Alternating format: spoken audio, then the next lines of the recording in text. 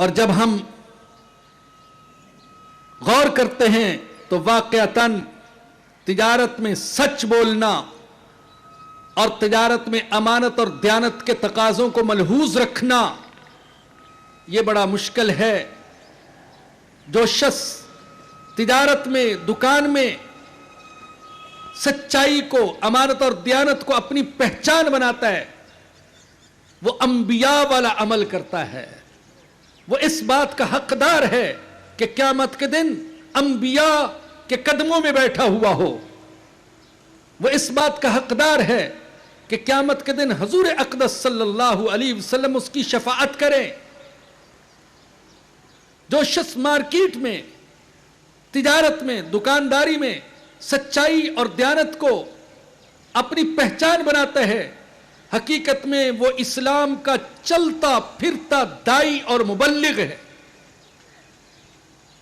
نہ معلوم اس کی سچائی کتنے لوگوں کو اسلام کی سچائی قبول کرنے پر مجبور کر دے گی۔ تو یہ حضور نے بتایا کہ لوگوں، اللہ کو راضی کرنے کے لیے اہل و عیال سے، رشتہ داروں سے اور کاروبار دنیا سے لا تعلقی اختیار کرنے کی ضرورت نہیں ہے۔ اچھی غذائیں اور صاف ستھرا لباس چھوڑنے کی ضرورت نہیں ہے۔ تم اس دنیا میں رہتے ہوئے والدین کی خدمت کر کے بھی جنت کما سکتے ہو، بیوی بچوں کے حقوق ادا کر کے بھی جنت کما سکتے ہو، صاف ستھرا لباس پہن کر بھی جنت کما سکتے ہو، خوشبو لگا کر بھی جنت کما سکتے ہو، لذیذ غذائیں استعمال کر کے بھی جنت کما سکتے ہو۔ جنت کمانے کے لیے ان چیزوں سے کنارہ کشی کی اور رہبانیت کو اختیار کرنے کی ضرورت نہیں ہے۔ یہ حضور کی تعلیم کے نتیجے میں واضح ہوا کہ ایک مسلمان کی ساری زندگی عبادت ہے اور یہ ساری کائنات عبادت گاہ ہے۔ مسجد بھی عبادت گاہ ہے، گھر بھی عبادت گاہ ہے، اور دکان اور دفتر بھی عبادت گاہ ہے۔ مسجد کے حجرے میں بیٹھ کر اپنی نظروں کی حفاظت کرنا یہ آسان ہے، اور گناہ سے بچنا یہ آسان ہے، اور جھوٹ سے بچنا اور خیانت سے بچنا آسان ہے، لیکن بازار میں چلتے پھرتے اور مارکیٹ میں رہتے ہوئے نظروں کی حفاظت کرنا اور زبان کی حفاظت کرنا یہ ہے مشکل، اور اللہ کو یہ عمل بہت پسند ہے۔ حضور اقدس صلی اللہ علیہ وسلم نے جو تعلیم دی اس کا حاصل یہ کہ اصل اہمیت نیت کو حاصل ہے۔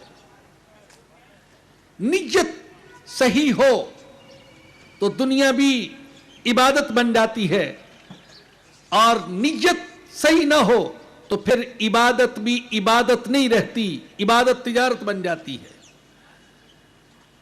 نیت صحیح ہے تو پھر دنیا بھی عبادت ہے، تجارت بھی عبادت ہے، اور نیت میں فطور آ گیا تو پھر عبادت بھی عبادت نہیں رہتی۔ اللہ کے نبی نے بتایا کہ وہ سخی جو بے پناہ سخاوت کرتا ہے، اگر نیت میں فطور ہے تو اللہ کے ہاں اس کی سخاوت کا اعتبار نہیں ہے۔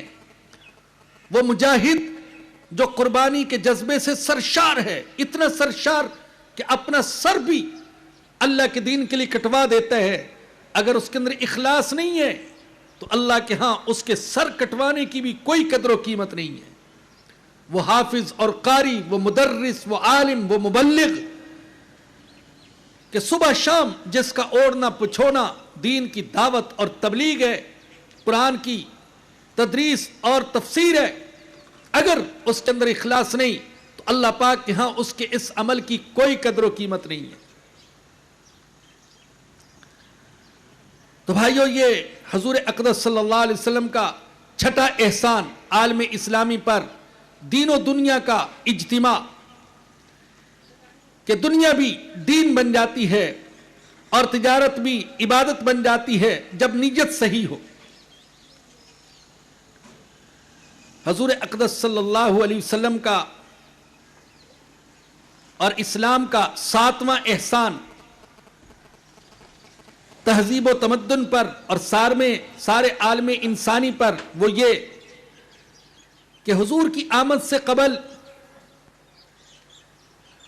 ایک جمود سا طاری تھا اور ایسے لگتا تھا جیسے عقل کو بالکل معطل کر کے رکھ دیا گیا.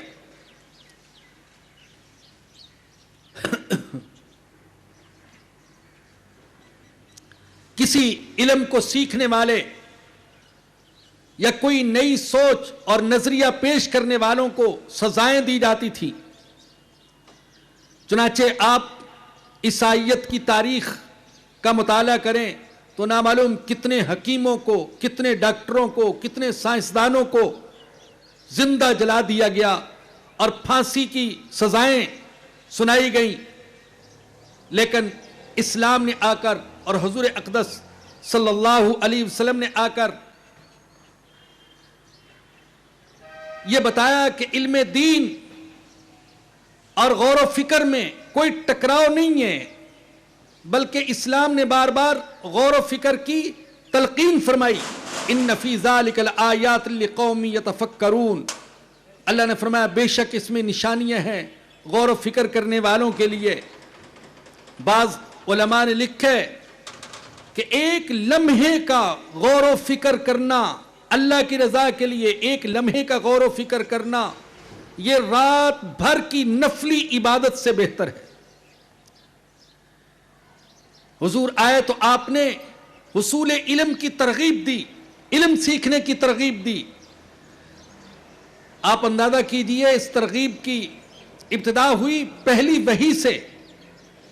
حالانکہ عرب کے جو حالات تھے اور پوری دنیا کے جو حالات تھے، کفر و شرک کی حکمرانی تھی، ظلم و ستم کا رواج تھا، ان حالات کے مطابق وحی کا آغاز توحید سے بھی ہو سکتا تھا، وحی کا آغاز تلقین، عدل کی تلقین سے بھی ہو سکتا تھا.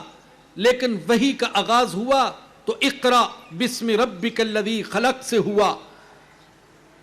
اللہ نے حکم دیا پہلی آیت کریمہ میں اور پہلی وحی میں پڑھنے کا حکم دیا، اقرا بسم ربک الذی خلق.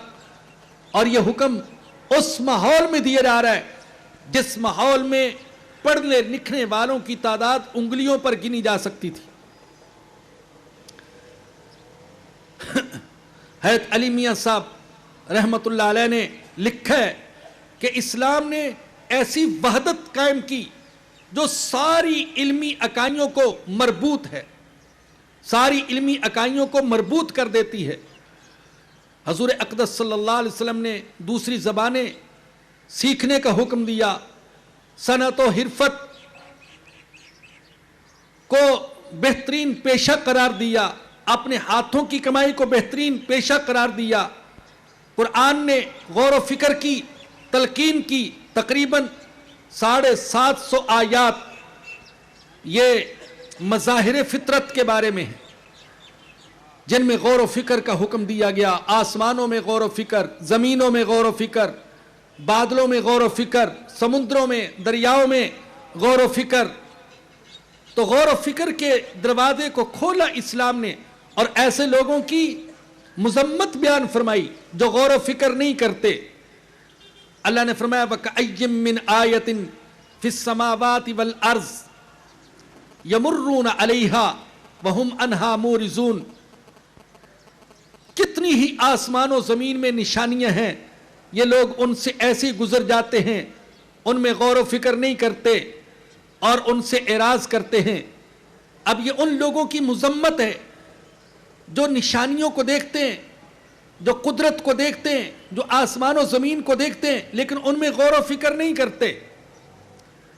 یہ حضور نے بتایا کہ وحی پر ایمان لانے کا یہ مطلب نہیں ہے کہ غور و فکر سے انسان نفرت کرنا شروع کر دے. ہم تو سمجھتے ہیں کہ اسلام نے غور و فکر کے اور سائنس کے دروازے کو کھولا ہے، اس کو بند نہیں کیا. لیکن یہاں اس بات کی وضاحت ضروری ہے کہ یہ جو سوال اٹھایا گیا کہ کیا سائنس اور دوسرے علوم یہ قرآن سے ٹکراتے ہیں، تو میں عرض کرنا چاہوں گا یاد رکھیے کہ ہمارے لیے اصل معیار اور اصل کسوٹی وہ اللہ کی وحی ہے، وہ قرآن ہے۔ جو چیز قرآن کے موافق ہے ہم اس کو سر آنکھوں پر رکھتے ہیں، لیکن جو چیز قرآن سے ٹکراتی ہے ہم اسے قبول نہیں کرتے۔ ہر چیز کو پرکھا جائے گا وحی کی کسوٹی پر، جو اس پر پورا اترے قبول کریں گے، اور جو اس کو پر پورا نہ اترے اسے قبول نہیں کریں گے۔ بعض لوگوں کے اندر یہ جو سوچ پائی جاتی ہے کہ وہ شریعت کی بات کو بھی اس وقت تک تسلیم نہیں کرتے جب تک کہ سائنس سے اس کی تائید نہ ہو جائے، تو یہ سوچ بالکل غلط ہے۔ یہ احساس کمتری کا نتیجہ ہے کہ ہم شریعت کے احکام کو سائنسی نظریات اور سائنسی افکار اور سائنسی ایجادات پر پرکھنا شروع کر دیں۔ اور بعض لوگوں کی عادت یہ بھی ہے کہ جو ہی مغرب سے کوئی نظریہ آتا ہے، کوئی سوچ آتی ہے، کوئی سائنسی خیال آتا ہے، فوراً اس کو قرآن سے ثابت کرنا شروع کر دیتے ہیں کہ یہ تو قرآن میں بہت پہلے سے موجود ہے۔ یاد رکھیے کہ قرآن اور شریعت اور وحی اپنی صداقت کے لیے سائنس کے محتاج نہیں ہیں۔ کوئی سائنسدان قرآن اور شریعت کے کسی حکم کو تسلیم کرے یا نہ کرے، الحمدللہ ہم اس کو تسلیم کرتے ہیں۔ سائنسدانوں کے نظریات بدلتے رہے، آج بھی بدل رہے ہیں۔ معاذ اللہ آج ہم نے ان کے کسی نظریے سے متاثر ہو کر اسے قرآن سے ثابت کرنا شروع کر دیا کہ یہ تو قرآن میں پہلے سے موجود ہے، اور کل خود سائنسدانوں نے اپنی سوچ کو غلط ثابت کر دیا کہ ہم نے جو پہلے نظریہ پیش کیا تھا وہ غلط ہے، اور ایک اور نظریہ پیش کر دیا۔ تو کیا معاذ اللہ اس کا یہ مطلب ہوگا کہ قرآن غلط ثابت ہو گیا؟ مصر کے مشہور عالم علامہ طنطاوی، انہوں نے قرآن کریم کی تفسیر لکھی جواہر القرآن کے نام سے۔ اس کی ایک جلد کا اردو میں بھی ترجمہ ہو چکا، اصل تو عربی میں تفسیر ہے، اردو میں بھی ایک جلد کا ترجمہ ہو گیا۔ آپ اگر اس تفسیر کو دیکھیں تو لگتا ہی نہیں ہے کہ یہ قرآن کی تفسیر ہے، لگتا ہے کہ یہ کوئی سائنس کی کتاب ہے۔ تو اس حد تک مرعوبیت کہ ہم قرآن کو سائنس کی کتاب بنا دیں اور سائنسدانوں کے نظریات کو قرآن سے ثابت کرنا شروع کر دیں، یہ احساس کمتری کا نتیجہ ہے۔ قرآن سچائی کے لیے محتاج نہیں ہے کسی بھی سائنسدان کی تصدیق اور تائید کا۔ حضرت مولانا یوسف بن نوری اللہ ان کی قبر پر کروڑوں رحمتیں نازل فرمائے، جب وہ مصر تشریف لے گئے اور طنطاوی صاحب سے بھی ان کی ملاقات ہوئی، تو انہوں نے اس موقع پر ان کو یہ سمجھایا تھا کہ طنطاوی صاحب، آج آپ جس تنتنے کے ساتھ اور جس یقین